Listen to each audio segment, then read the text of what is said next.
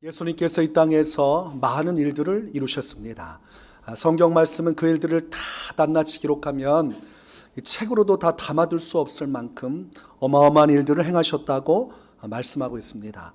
그 예수님께서 행하신 그 많은 일들 중에 가장 특징적이고 중요하게 다루신 일이 바로 전도 사역입니다. 예수님께서 십자가에서 죽으시고 부활하사 인류의 구원의 일을 이루시기 전까지 예수님은 공생의 기간 적극적이고 최선을 다해서 이 복음 전파의 일을 감당하셨습니다. 그래서 예수님께서 가시는 곳마다 회개의 복음이 전파되었고 천국 복음이 전파되었습니다. 마가복음 1장 15절에서 이르시되 때가 찼고 하나님의 나라가 가까이 왔으니 회개하고 복음을 믿으라 하시더라. 이렇게 기록하고 있습니다. 회개하여 복음을 믿어라. 하나님 나라가 가까웠으니 속히 이 복음으로 돌아와야 한다고 말씀하셨습니다. 예수님께서 이 복음을 전하시고 전도하신 대상은 특정 계층으로 한정되어 있지 않았습니다. 어떤 소수의 사람들에게만 복음을 증거하신다거나 한정된 어떤 사람들을 향해서만 복음을 제시하지 않으시고 다수를 향해서 다양한 각계각층 사람들에게 복음을 전파하셨습니다. 그래서 예수님께서 복음을 전파하신 이 대상자 중에서는 사회적으로 비난을 받는 죄인들도 포함되어 있었습니다. 그래서 예수님께서는 이 복음 전파를 통해서 핍박을 받으실 수밖에 없었습니다. 왜 저런 죄인들과 어울리는가? 어떻게 저런 죄인들에게 하나님의 말씀을 증거하면서 저들과 함께 한 무리로 움직일 수 있는가? 죄인들과 함께 있는 것을 보니 똑같은 사람이로구나.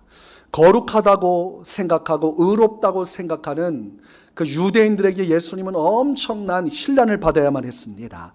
누가복음 15장 1절과 2절에서 이렇게 말씀을 합니다. 모든 세리와 죄인들이 말씀을 들으러 가까이 나아오니 바리새인과 서기관들이 수군거려 이르되 이 사람이 죄인을 영접하고 음식을 같이 먹는다 하더라. 상종하지 말아야 되는데 죄인들하고는 함께하는 것이 아닌데 저렇게 상종 못할 사람들하고 왜 예수란 자는 가까이 있는가? 예수란 자와 우리가 함께하고 같이 대화를 나누려고 해도 저 죄인들과 가까이 하고 있으니 참 꺼림칙하다, 그런 생각을 가지고 있었어요. 그래서 죄인을 영접하신 예수님에 대해서 지속적인 비난은 그분이 십자가에서 죽으실 때까지 계속됐습니다. 예수님께서 복음을 전한 사람, 그 중엔 세리들이 있었죠. 또 누가 있었습니까? 창녀도 포함되어 있었습니다. 마태복음 21장 32절 말씀을 보면 요한이 의의 도로 너희에게 왔거늘 너희는 그를 믿지 아니하였으되 세리와 창녀는 믿었으며 너희는 이것을 보고도 끝내 뉘우쳐 믿지 아니하였도다. 이런 말씀을 주십니다. 요한이 하나님의 말씀을 전할 때 세리와 창녀는 믿었다는 말씀을 하고 있죠. 그러므로 예수님은 세리와 창녀가 믿은 것에 대해서 부정적으로 생각하는 것이 아닙니다. 그들이 잘했다고 긍정적으로 말씀하시므로 예수님의 사역은 세례 요한과 똑같이 세리들에게 창녀들에게도 전파되고 그들도 하나님 백성이 되게 하시는 것이 예수님 사역의 핵심적인 것이었음을 알 수가 있습니다. 하나님께서 가장 싫어하는 것 두 가지를 꼽자면 우상 숭배와 음행의 일들입니다. 하나님께서 구약시대에 싫어하던 것 중에 단연 두 가지를 꼽으라면 우상숭배 그리고 음행의 일들입니다. 그러므로 창녀를 그 말씀의 기준으로 보면 상종할 수 없을 만큼 큰 죄를 지은 사람이었습니다. 그래서 율법 기준으로 이 바리새인들 서기관들은 창녀들 그런 삶을 살아가고 있는 자들에 대해서 굉장히 마음속에 불편함을 가지고 있었고 정죄하는 마음이 있었습니다. 그러나 예수님은 그들과 함께 하셨고 그들과 함께 식사하셨고 그들과 함께 대화를 나누셨고 그들에게 자상하게 하나님의 말씀을 가르쳐 주셨습니다. 그렇게까지 할 필요가 있느냐? 바리새인들이 비난해도 예수님은 꿋꿋이 그 세리와 창녀들을 중심으로 한 그 많은 죄인들, 그 사회적으로 매장당하고 용납받지 못하는 자들에게 찾아가셨습니다. 여러분이 잘 알고 있는 삭개오도 그런 사람이죠. 사람들은 삭개오를 사람 취급하지 않았습니다. 그 당시 로마의 속국으로서 유대가 존재했기 때문에 유대인들은 로마 이 정권에 완전히 붙들려 있던 시기에 이 세리들은 그 세금 걷어서 로마에 바치고 자신들이 불의한 방법으로 더 많은 세금을 부과해서 자신들의 이득을 불리던 사람이었습니다. 그러므로 나라를 팔아먹고 자신들의 민족을 버린 사람, 그 사람이 세리였어요. 그러므로 같은 민족끼리 용납할 수 없는 사람이지만 예수님은 그런 사람일지라도, 세리일지라도, 매국노라 일컫는 사람일지라도 복음을 통해서 다가가셔서 그에게 하나님의 구원의 은혜를 나타내려 하셨습니다. 상녀도 마찬가지죠. 왜 예수님은 이렇게 그 당시에 사람들이 용납할 수 없는 시대적 죄인, 또한 사회적 죄인들에게까지 가서 복음을 증거하셨을까? 그 이유가 무엇입니까?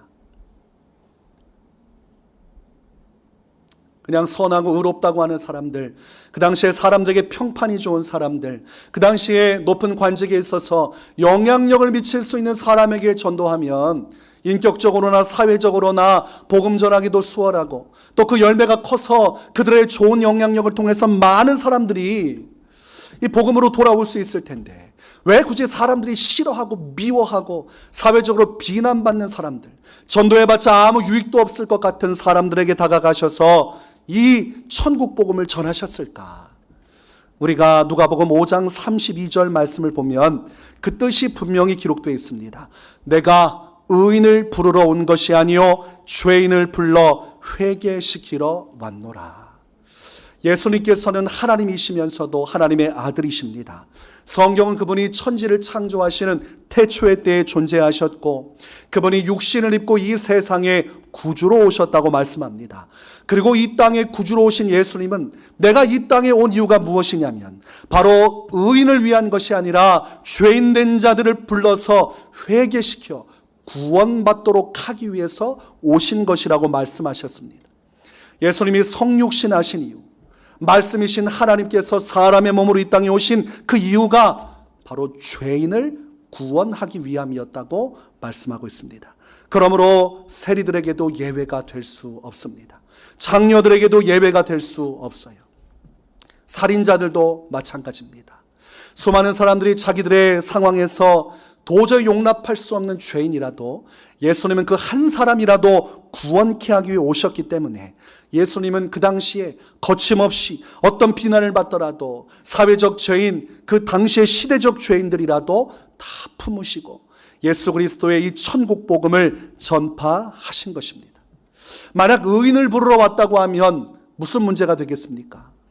사실 그 당시에 자신들을 의롭다고 여기던 바리새인들, 사두개인들, 예수님께 얼마나 많이 책망받았습니까? 도리어 죄인된 세리와 창녀들보다 율법을 앞세워 외식하고 위선하던 바리새인들이 더 엄한 책망을 받고 하나님 나라에 이를 수 없다는 선고까지 받았습니다. 그러므로 의인을 부르러 왔다고 하면 자신들이 의롭다고 여기던 바리새인들조차도 구원을 받을 수 없기에 죄인을 부르러 오셨다는 주님의 말씀이 온 인류의 소망이 되는 것입니다. 모두가 다 태어날 때부터 아담 아래 죄 아래 팔린 죄인이기 때문에 저 죄 많은 세리와 창녀들만 좋겠다가 아니라 죄 없다고 여기던 나조차도 하나님 앞에 죄인이므로 그분이 죄인을 부르러 오신 그것은 오늘날 나에게도 큰 은혜가 되는 것입니다. 예수님의 이 전도 사역은 한 영혼을 향한 긍휼의 마음이 있었어요.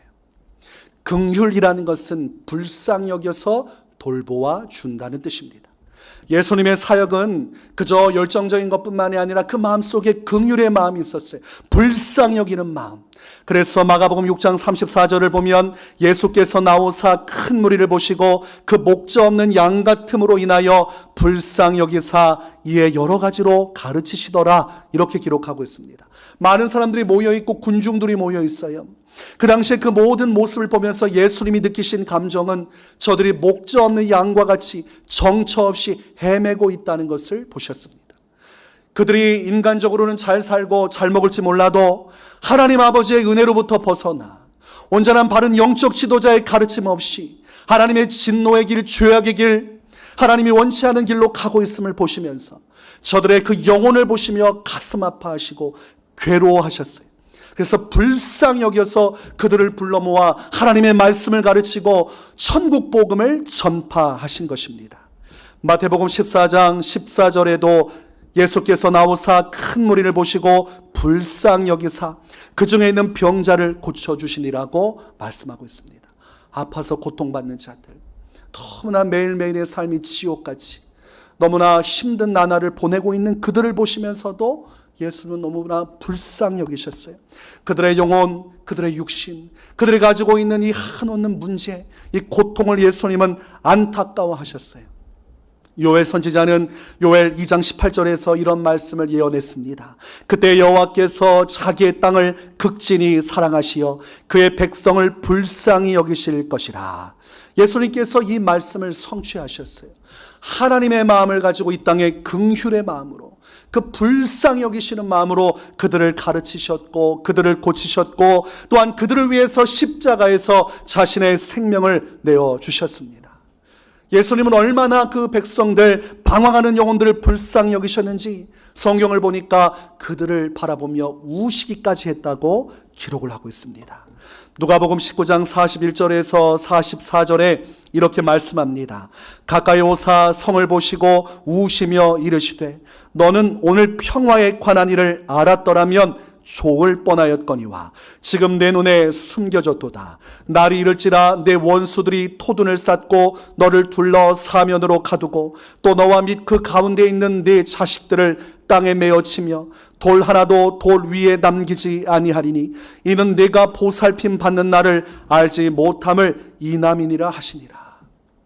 죄악의 길에 빠져서 하나님의 진노 아래 머물러 있는 향방 없는 그들의 영혼을 보시면서 장차 닥칠 하나님의 심판과 재난의 날을 보시고 마음 아파서 우셨습니다.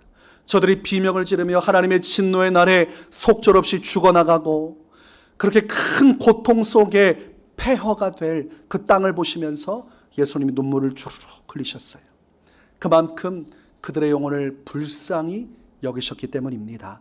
그래서 예수님의 전도 사역은 열정적일 수밖에 없었습니다. 그들을 너무나 불쌍히 여기시기 때문에 어떻게든 구원하시기 위하여 죄인이 회개하여 하나님 나라 백성이 되는 이 복음의 역사를 이루시기 위해서 예수님은 쉼없이 최선을 다해서 십자가에서 죽으실 때까지 열정적인 복음 전파를 하셨어요. 요한복음 말씀을 보면 예수님께서 사마리아 지역으로 들어가시고 수가라고 하는 한 동네에 도착을 하십니다. 그 수가는 사마리아 사람이 살아가는 것이요, 그 중에서 죄 많은 한 여인이 있었는데 예수님이 그 여인 만나기 위해서 그 성 동네로 들어가셨습니다. 요한복음 4장 5절에서 7절에 사마리아에 있는 수가라는 동네에 이르시니 야곱이 그 아들 요셉에게 준 땅이 가깝고 거기 또 야곱의 우물이 있더라. 예수께서 길 가시다가 피곤하여 우물 곁에 그대로 앉으시니 때가 6시쯤 되었더라. 사마리아 여자 한 사람이 물을 기르러 왔음에 예수께서 물을 좀 달라 하시니 이때 예수님은 피곤하셨어요. 이 수가라는 동네까지 걸어서 오랜 기간 오셨기 때문에 이미 육신은 지쳤습니다. 그래서 우물 곁에 주저앉아서 쉬고 있는 그 찰나에 이 사마리아 여자 한 사람이 우물가로 다가왔습니다. 그 당시 유대인들은 사마리아 사람과 대화하지 않아요. 그들은 혼혈 민족이 되어서 유대인 이 혈통에서 벗어났다고 여기기 때문에 단일 민족이라고 여긴 유대인들은 이 혼혈된 자신들의 선조 때부터 아수르의 나라가 망하고 혼혈되어 내려온 이 사마리아 성에 있는 사람들을 유대인으로 여기지 않았습니다. 그러나 사마리아 사람들은 유대인과 같이 우리 같은 형제라고 여겼어요. 우리의 피가 이방 사람들과 섞였어도 우리는 하나님 안에 산 형제라고 여겼지만 유대인들은 그렇지 않았습니다. 그러므로 이 사마리아 여자는 유대인이었던 예수님을 보자 예수님과 말하지 않고 서둘러 물을 퍼서 자신의 집으로 가려고 할 그때에 유대인인 예수님께서 먼저 말을 건네십니다. 물을 좀 달라. 그러면서 이 여인과 예수님의 대화가 시작됩니다. 이 여인은 처음에는 배타적이었고 부정적이었습니다. 유대인인 당신이 왜 내게 말을 건넵니까? 그러면서 더 이상 얘기하지 않으려 했지만 예수님께서 하시는 말씀을 듣고 그의 마음이 조금씩 열려지기 시작해요. 그리고 그녀의 삶에 대해서 예수님께서 모두 알고 계신다는 사실을 이 여인도 인지를 하게 됩니다. 그녀가 지금까지 수많은 남자들을 만나왔고 그 많은 남자와 살아가며 헤어지고 결혼과 이혼의 아픔, 그리고 지금도 남자와 살고 있지만 결혼하지 않은 남편이 아닌 남자와 동거하고 있는 이 여인의 삶을 예수님이 알고 계셨고, 사마리아임에도 불구하고, 그리고 죄 많은 수많은 잘못된 삶의 곡절 속에 있던 이 죄 많은 여인임에도 불구하고 예수님은 따뜻한 눈빛으로 이 여인과 대화하셔서 이 여인을 생명의 말씀으로 인도하십니다. 유대인으로서는 상상할 수 없는 것이죠. 그리고 그 당시에 일반적인 사람이라면 이런 행실을 살아가는 여인임을 알고 있다면 말도 썩지 않았을 것입니다. 그러나 예수님은 그의 죄를 알면서도, 그의 혈통을 알면서도 그에게 복음을 증거하셨어요. 요한복음 4장 26절에서는 예수께서 이르시되 내게 말하는 내가 그라 하시니라, 이렇게까지 말씀하셨습니다. 이 여인의 대화를 통해 메시아에 대한 이 여인의 소망을 들으시고, 내가 말한 그 메시아 그리스도, 유대인들이 소망하는 구원자가 바로 나라고 자기 자신을 계시하셨습니다. 예수님은 바리새인들과 서기관들에게는 자기 자신을 계시하기보다는 숨기셨어요. 그러나 이 죄 많은 여인에게는 자신을 드러내셔서 자신을 나타내셨습니다. 바로 이 여인을 구원하기를 기뻐하셨기 때문이요, 이 여인은 자신의 지난 날들을 다 알고 계시고 자신에게 메시아라고 나타내신 예수님을 보고 뛸 듯이 기뻐하게 됩니다. 그리고 동네 사람들에게 가서 자신이 만난 예수님을 증거하기 시작을 합니다. 요한복음 4장 28절에서 30절에 이렇게 기록합니다. 여자가 물동이를 버려두고 동네로 들어가서 사람들에게 이르되 내가 행한 모든 일을 내게 말한 사람을 와서 보라.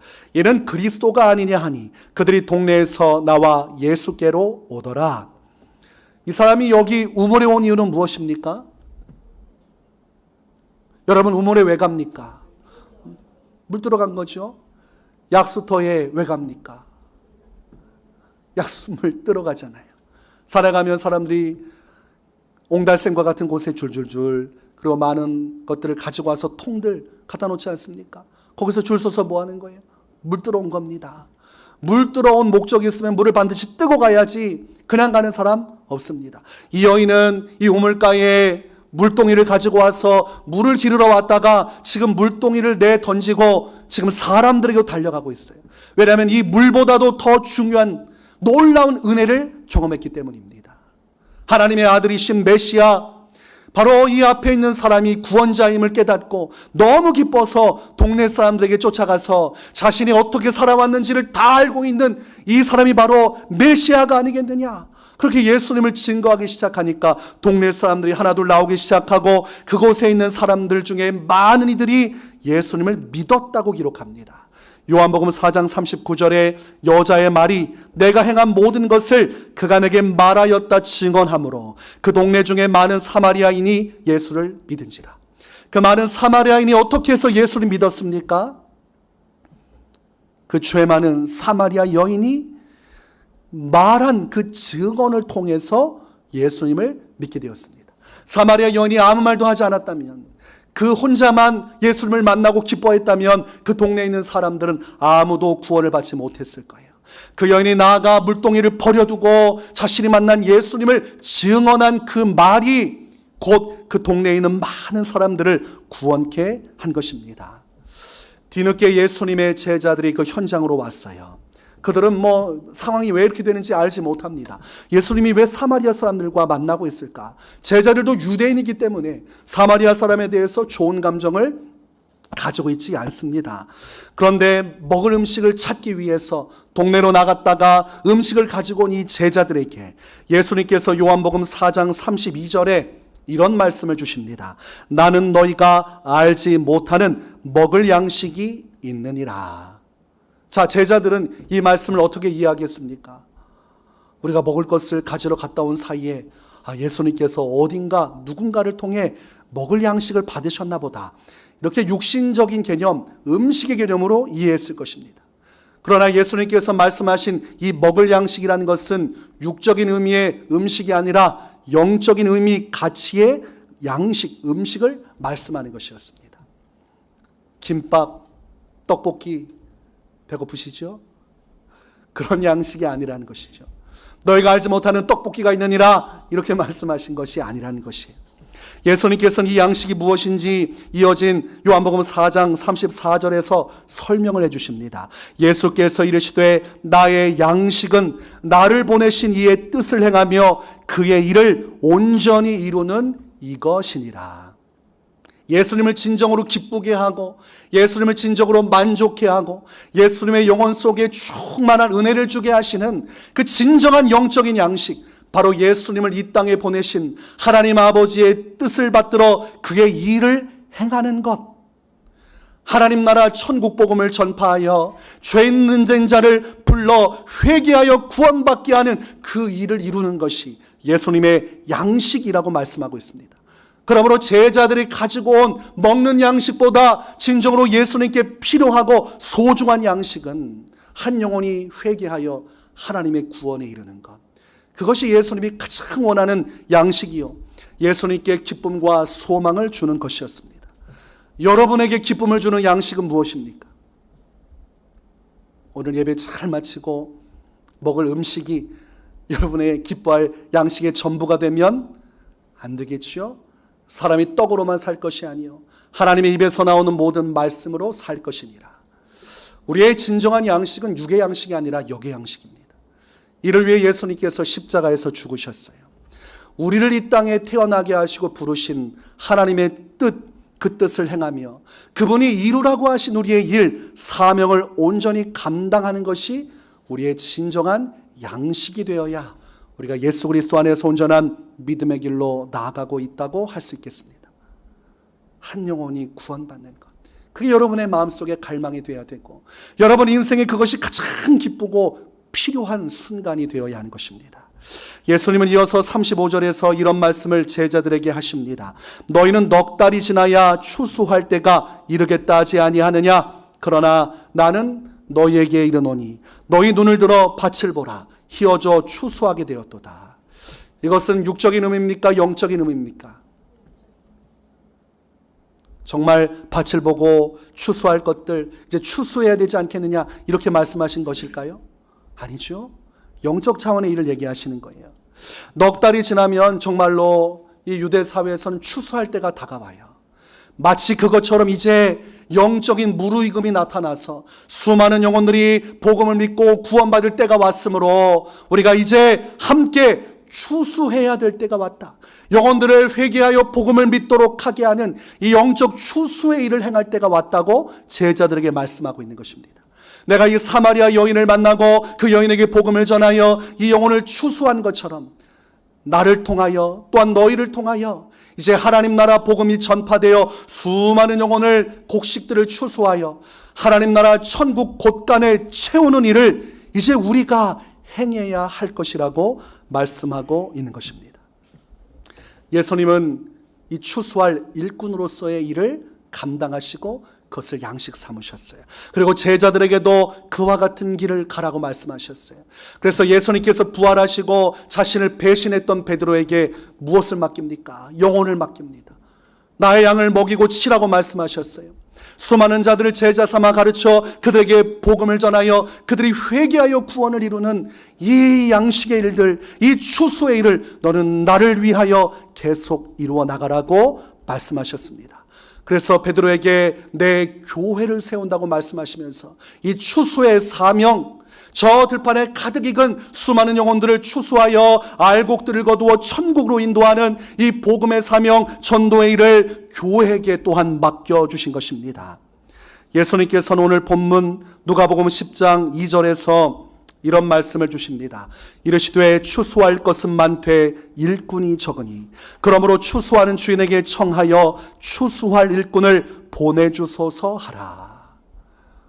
예수님의 마음이 어떤 마음이겠습니까? 구원받아야 할 자가 저렇게 많은데 이 유대인 안에서도 그렇고 사마리아 성에도 그렇고 이 지구상에 존재하는 수많은 인생들이 지금 주어진 오늘을 살아가는데 저들에게 누군가는 다가가서 이 복음을 전해주어야 회개하고 구원을 받을 텐데, 사랑하는 제자들아, 우리만으로는 숫자가 너무 적으니 너희가 하나님께 기도하여 이 일을 이룰 추수한 일꾼을 보내어 달라고 하나님께 간구해야 할 것이니라.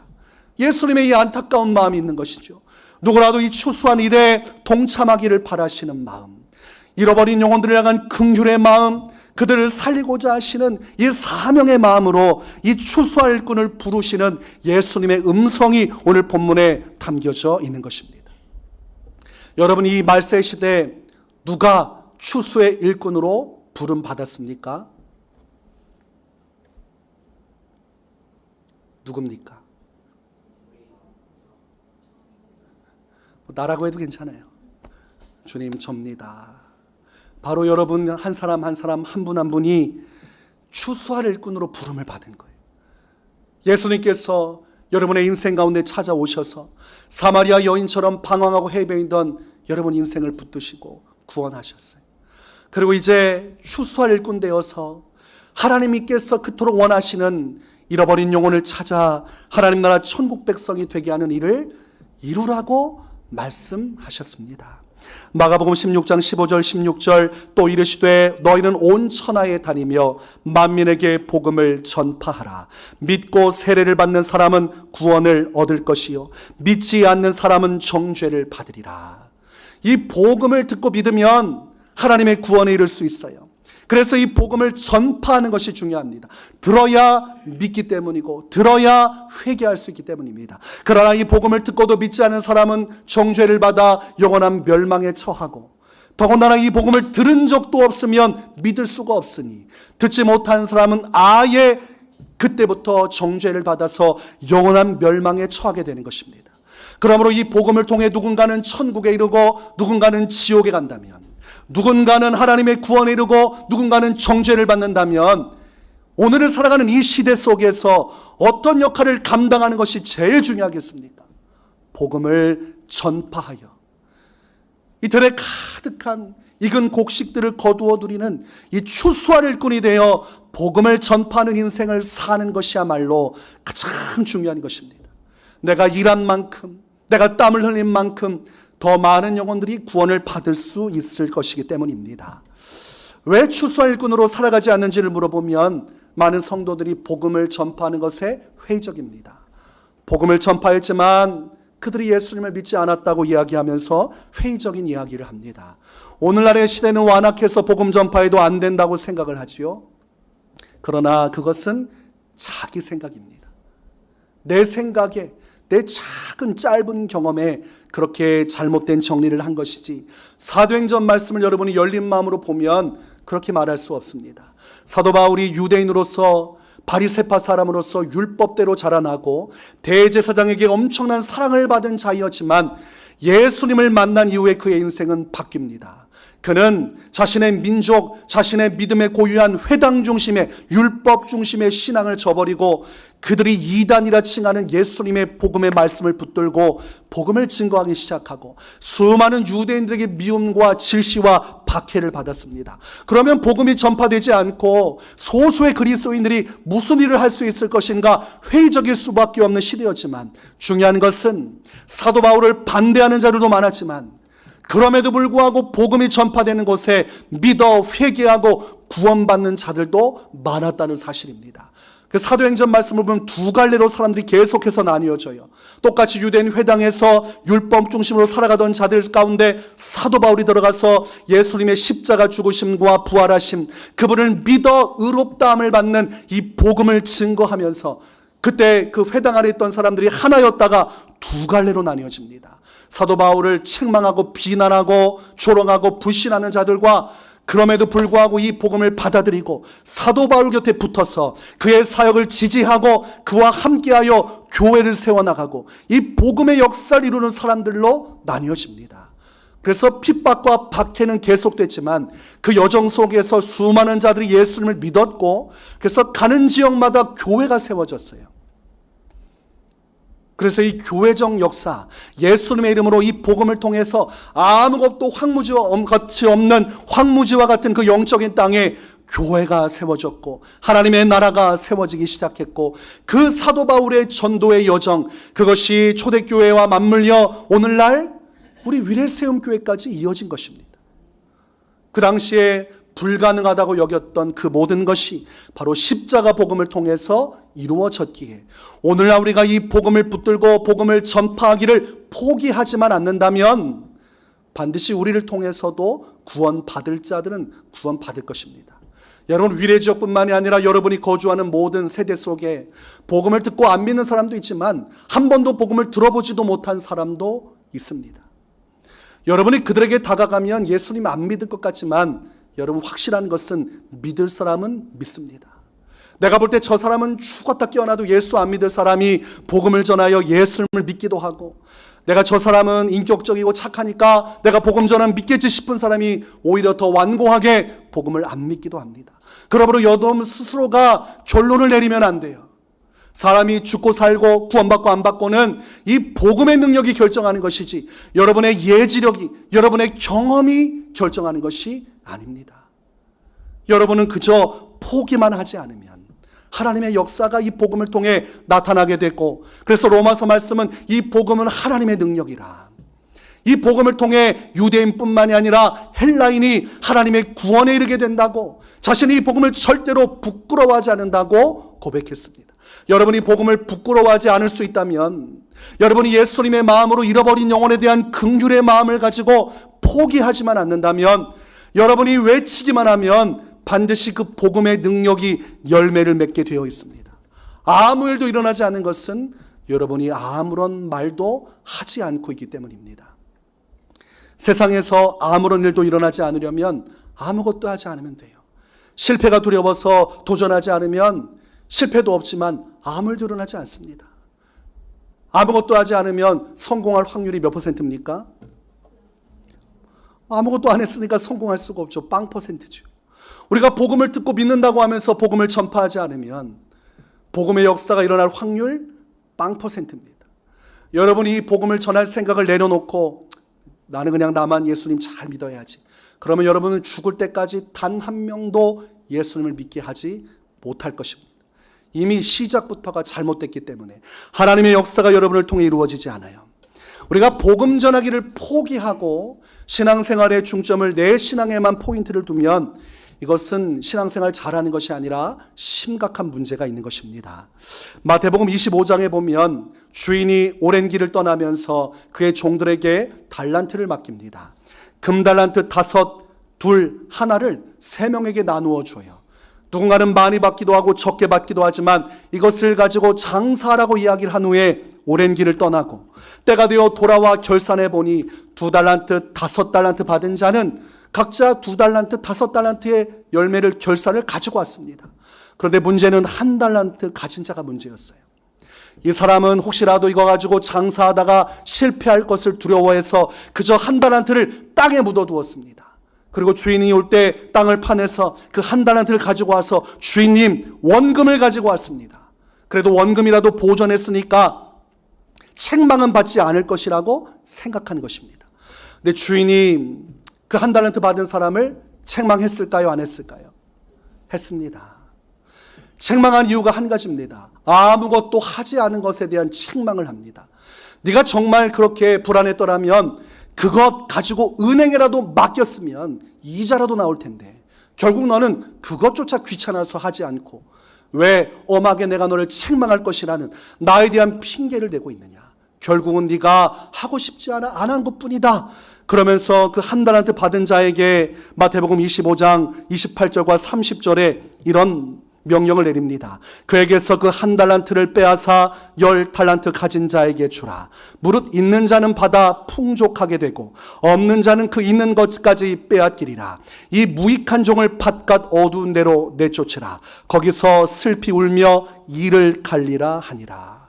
이렇듯이 아무것도 하지 않으려 하고 자신이 주님께 받은 재능들, 우리의 건강, 우리의 지식, 우리의 가진 재능, 우리의 시간들, 우리의 물질들, 이것을 통해서 이것을 주님의 양식을 위하여 사용하고 예수님의 마음으로 잃어버린 영혼들을 구원하는 만민에게 복음을 전파하러 하신 그 명령을 행해야 되는데 그것 땅에 묻어두고 애초에 나는 전도하지 않겠다, 애초에 나는 나 혼자만 신앙생활 하겠다 하는 자의 결국은 이 1달란트 받은 자처럼 될 것입니다. 그러므로 신앙은 항상 말씀 안에 이루어져야 돼요. 하나님, 제가 절대로 이 1달란트 받은 자처럼 되지 말게 하여 주십시오. 제가 모든 것 땅에 묻어두고 가만히 있는 신앙이 되지 말고 나의 삶을 통하여 잃어버린 영혼들을 하나님께로 인도하는 이 일을 이루게 하여 주시옵소서. 빌립보서 2장 5절에 너희 안에 이 마음을 품으라 곧 그리스도 예수의 마음이니. 성도는 예수님의 마음 가지고 살아가는 거예요. 내가 생각하는 나의 가치관, 이 세상적인 많은 종교인들의 생각을 따라가는 것이 아니라 우리의 구주 되신 예수님의 마음을 본받아 살아가는 것이 성도의 삶이요. 그 예수님의 마음에는 잃어버린 영혼을 향한 긍휼의 마음이 있었다는 것을 여러분 기억하셔야 됩니다. 여러분 안에도 잃어버린 영혼을 향한 이 아픔이 있어야 돼요. 저 영혼 저대로 내버려두면 안 될 텐데, 저렇게 내버려두면 죽어 지옥 갈 텐데, 저 영혼 내가 어떻게든 예수님께로 인도하여야 하는데, 그 긍휼의 마음을 우리가 가지고 있어야 되고, 그럴 때에 우리에게 열정을 가지고 그에게 다가가서 그가 사마리아 수가성에 있을지라도 그의 곁으로 가 피곤하지만 그럼에도 불구하고 복음을 증거하게 되고, 그럴 때 그 영혼이 회개하고 거듭나 하나님의 자녀가 되는 일을 이룰 수가 있고, 그것이 우리의 진정한 양식이 되어 이 땅의 기쁨으로 살아갈 힘과 용기가 되는 것입니다.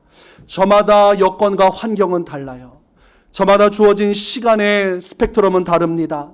전도할 수 있는 여건이 더 유리한 사람도 있고 불리한 사람도 있지만, 중요한 것은 전도를 하기 위해 노력하고 있는가, 이게 중요합니다.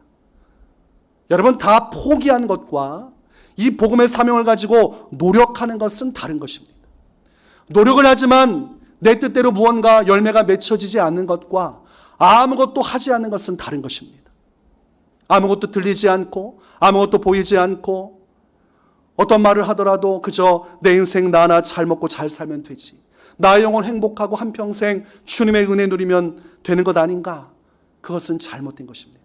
그것을 종교 생활이라고 하는 거예요. 다른 종교들도 다 그렇게 살아가요. 서로의 종교를 존중하고 내 종교 하나 붙들고 나 하나 마음 편하면 되는 것이 종교 생활이지만, 예수님을 믿는 것은 종교 생활이 아닙니다. 신앙 생활이요, 하나님의 명령을 따라 순종하는 길이기에 우리가 항상 붙들어야 될 것은 절대로 하나님 한 달란트 받은 자가 되지 말게 하소서. 저도 살면서 전도에 대한 부담이 올 때면 이 부담이 크게 작용할 때가 있어요. 왜냐하면 전도하고 싶지 않을 때가 있기 때문이고, 전도하기엔 내 영혼이 너무 힘들고 또 삶의 어려운 순간들이 있기 때문입니다. 그럼에도 불구하고 제가 전도하며 살아올 수 있었던 이유는 예수 그리스도께서 하신 말씀이 제 안에 항상 울려졌어요. 너희가 나와 내 복음을 부끄러워하면 인자가 천사들과 함께 영광으로 올 때에 너를 부끄러워하리라. 너가 이 땅에서 예수를 믿는다고 하면서 복음을 부끄러워 사장시키고 네가 이것이 귀찮다고 해서 복음 전하기를 포기하면 마지막 결산의 날 나도 너한테 똑같이 행하여 주리라. 이 말씀이 제 안에 항상 있다 보니까 안 되지. 내가 예수 믿어 천국 가고 하나님의 영광 이루는 것이 목적인데 내가 그러면 안 되지. 그리고 마음을 다잡고 전도할 사람들을 살피니까 전도할 사람이 있을까요, 없을까요? 있어요. 옆에 굴러다니고 있어요. 믿는지 안 믿는지는 나는 중요하진 않아요. 나는 전도하면 되니까. 그리고 전도하니까 믿습니까, 안 믿습니까? 믿습니다. 안 믿을 것 같은 사람이 믿어요. 그래서 그게 참 신기한 것이고, 그래서 구원의 역사는 하나님이 이루시는 것이구나. 그래서 그 영혼들이 예수 믿고 교회 다니고 신앙생활하면 그것이 얼마나 내 삶의 기쁨이 되고 안위가 되고 또 하나님께서 영광 받으시고 나도 내 안에 얼마나 충만한 은혜가 있는지 알 수가 없습니다. 여러분, 전도하지 않으면 여러분 주변 사람들 지옥 갑니다.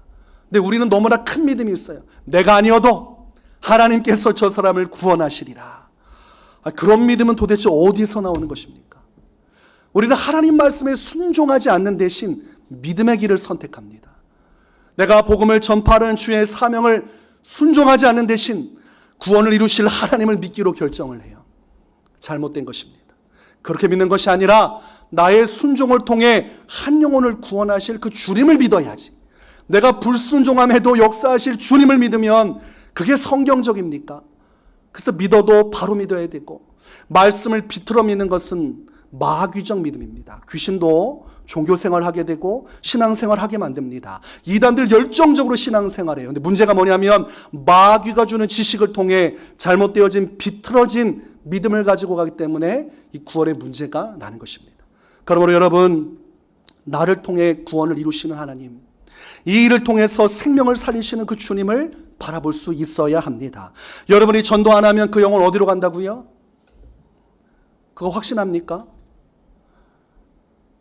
여러분, 천국과 지옥이 있다는 걸 확신합니까? 천국과 지옥이 있다는 것 확신한다면 우리 전도해야 하지 않겠습니까? 예수님께서 마가복음 9장에서 거기에서는 구더기도 죽지 않고 불도 꺼지지 아니하느니라. 사람마다 불로써 소금 치듯함을 받으리라. 소금에 점여지듯이 불에 점여져서 영원한 불 속에서 고통을 받는 곳, 꺼지지 않는 불꽃 속에 고통받는 것이 지옥이라고 말씀하셨고, 예수님은 손을 잘라내고 눈을 뽑아서라도 죄를 짓지 않아 지옥에 가지 않고 천국에 갈 수 있다면 그렇게 해서라도 천국에 가야만 한다고 말씀하셨습니다. 반대로 말하면 어떻게든 누구도 지옥에 들어가서는 안 된다고 예수님이 강조하신 것입니다. 누가복음 16장의 말씀을 보면 부자와 거지 나사로의 이야기가 있어요. 이 땅에서는 부자는 잘 살았고 거지는 가난했지만 죽고 나니까 바뀌었어요. 부자는 음부에 들어가서 불 속에서 고통받고 거지 나사로는 낙원에 들어가서 아브라함의 품에서 위로받고 있었습니다. 전세가 역전되었고 이 땅의 삶이 전부가 아니라 죽음 다음에 세계가 열려질 때 부자는 후회하기 시작합니다. 일단은 너무나 목이 마르니까 아브라함에게 부탁하기를 저 나사로의 손에 손 한 방울에 물 한 방울 찍어서 내 혀를 적시어 나로 하여금 조금이라도 내 혀를 서늘하게 해주십시오. 그러나 허락되지 않습니다.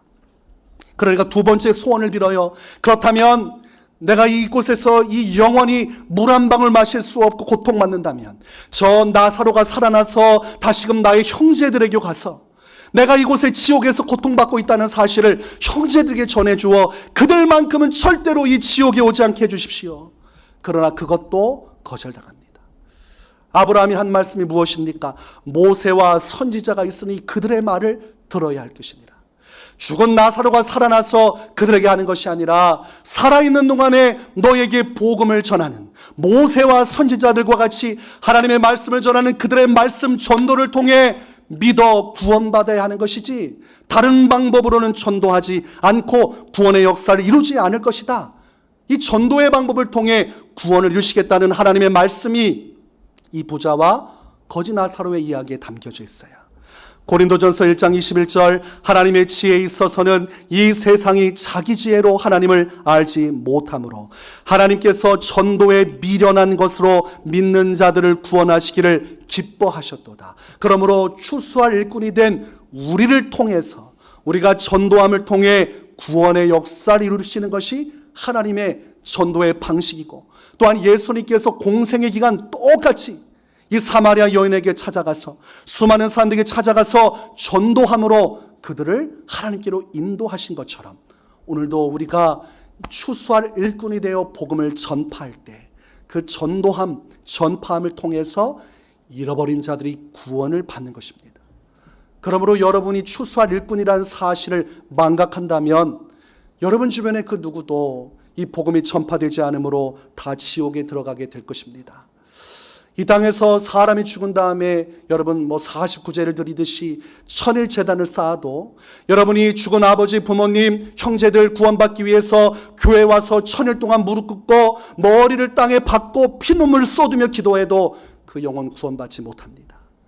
여러분이 지금 살아있고 그 영혼이 살아있을 동안 오직 추수할 일꾼 되어 우리가 그분의 뜻을 양식 삼아 주의 말씀을 전할 때 이 복음을 믿는 믿음을 통해서만 회개함을 통해서만 천국의 문이 열려집니다. 그러므로 우리의 사명이 얼마나 고귀하고 우리가 이루어야 할 일이 얼마나 아름답고 멋집니까? 아름답고 멋집니까? 부담스럽고 기분 나쁩니까? 아름답고 멋진 거예요. 여러분의 그 순종을 통해 누군가가 천국 백성이 된다는 것. 그 한 영혼이 영원한 지옥에 들어가지 않고 생명을 누릴 수 있다는 것. 정말 천국이 있고 정말 지옥이 있고 정말 하나님께서 살아계시다면 여러분이 이 땅에서 가장 소중하게 여겨야 할 것은 내가 이 추수할 일꾼으로서 부름받았다는 사실입니다. 여러분 이 시대에 여러분이 예수님과 같은 사명자가 되고 이 시대에 여러분이 사도 바울과 같은 사명자가 되어서 정말 긍휼의 마음으로 그 마음속에 열정으로 잃어버린 영혼에게 다가가서 그들의 손을 붙들고 예수님께로 인도하는 이 추수할 일꾼의 역사를 감당하시기를 주님의 이름으로 축원합니다.